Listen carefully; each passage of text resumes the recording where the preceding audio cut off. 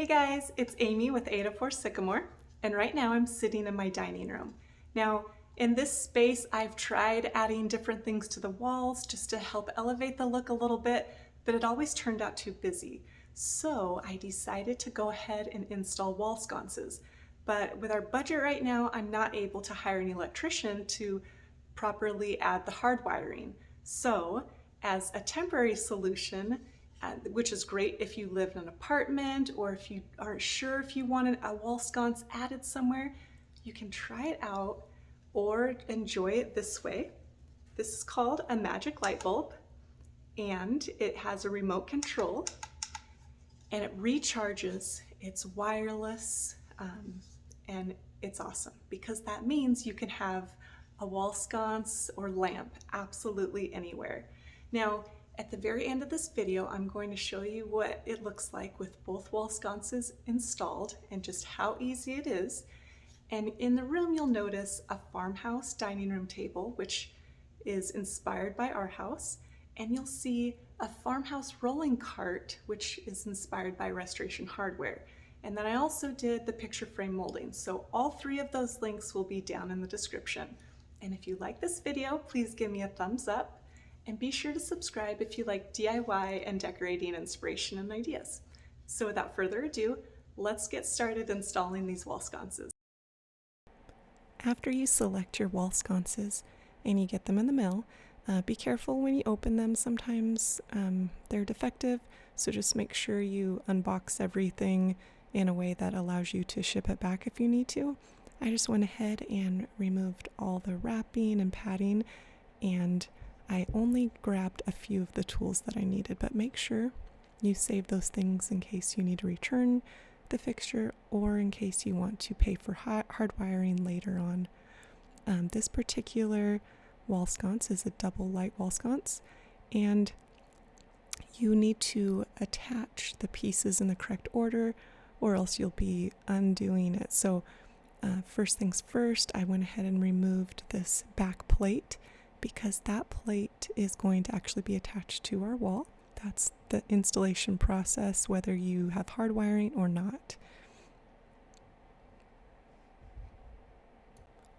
So for the proper attachment, you want to screw together this rod into the arm-shaped light fixture.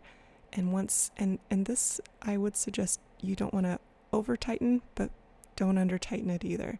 And once you have that, then you take the piece that attaches to the wall and then clamp down those bolts. If you do it opposite, you won't be able to screw the rods into the arm fixture. This light fixture came with some pliers to tighten these bolts, but I just went ahead and used my more comfortable grip pliers. And again, you don't want to over tighten, but if you don't tighten these enough, it will be loose when it's on your wall. As you can see, we will not be using all the wiring because this is a wireless wall sconce hack, no electricity involved.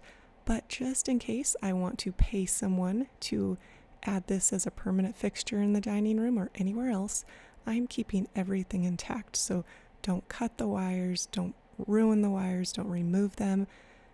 I just went ahead and used some painter's tape to tape it down so it's out of the way, and it makes installation much easier, and it just kind of keeps them bundled up. And once your light fixture is ready to go, now it's time to mark the placement of the fixture. Now, I chose 72 inches high. I believe 6 feet is the average proper height for a wall sconce, but if you have taller ceilings, you can go a little bit higher. If the people in your family are over 6 feet tall, you want to bump that up a bit. Once I found the center of my spot at 72 inches, then I checked for wall studs. If you have studs, you're going to go ahead and use wall screws to directly attach the wall mount into the screws. I did not have any studs in my walls on either side where I'm placing the sconce, so I will be using anchors. Make sure my wall sconce did not come with anchors, and so I had to go and find some that fit the screws that came with the fixture. And then you want to go ahead and pre-drill your anchor spots. You don't want to over drill because you want to give the anchor something to grip onto, but you also don't want to necessarily just go straight into the wall and crack up your sheetrock.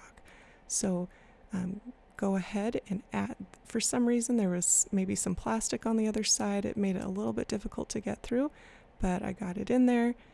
And and these anchors will be easy to remove too. You could also use lag bolts if your fixture is heavier, but these are pretty basic screw and wall anchors that are easy to go in and go out. So once you have your spots marked and your anchors in, then you can go ahead and attach the sconce.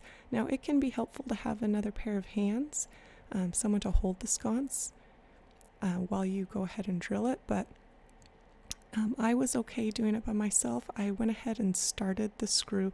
Now the screw came with my sconce, and so it's a perfect fit. I gave it a start, and then I didn't drill it all the way into the wall. After both screws are set, then go ahead and give them a tighten. It is important to make sure that this attachment is level. If it is not, your wall sconce won't be level. It'll be crooked.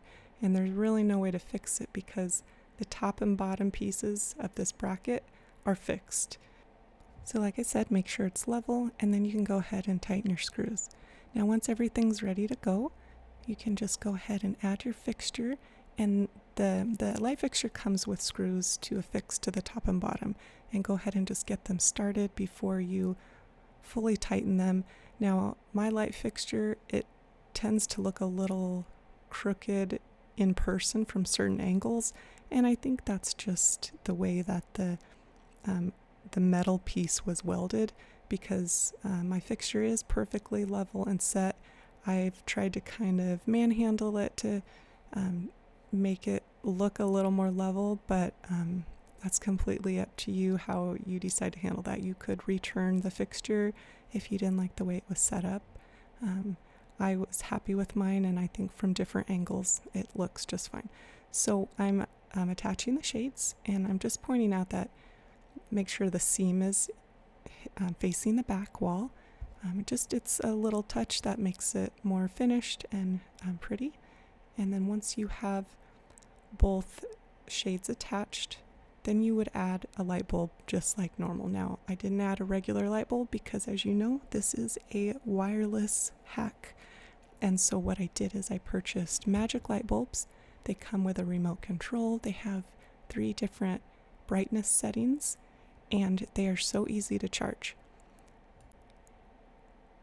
I went ahead and used puck lights in some different sconces that I had, and I got tired of changing out the batteries. So I love how easy these magic bulbs are. I'm just pointing out here really quick to save all of the original instructions and any pieces from your wall sconce just in case you want to hardwire it. Now here is how I recharge my magic bulbs. I bought these attachments from Amazon. I will link them in the description. It is as easy as screwing it in the adapter and then plugging it in. Now the light automatically comes on, which tells you it's charging, but I go ahead and turn it off and let it charge. And once it is fully charged, you can go ahead and add it to your lamp, wall sconce, or pendant light fixture, whatever you set up, and enjoy. And I just absolutely love how the double light sconces fill the space. It fits the room. They coordinate well with my chandelier fixture and the little other brass accents I have in this room and throughout the house. I just think it turned out great, and it's an affordable way to add light without having to pay an electrician. Now we do plan to have them hardwired eventually, but it could be years, and so we're going to go ahead and enjoy it now and just recharge our bulbs whenever we need to. So please give me a thumbs up, and thanks so much for watching this video.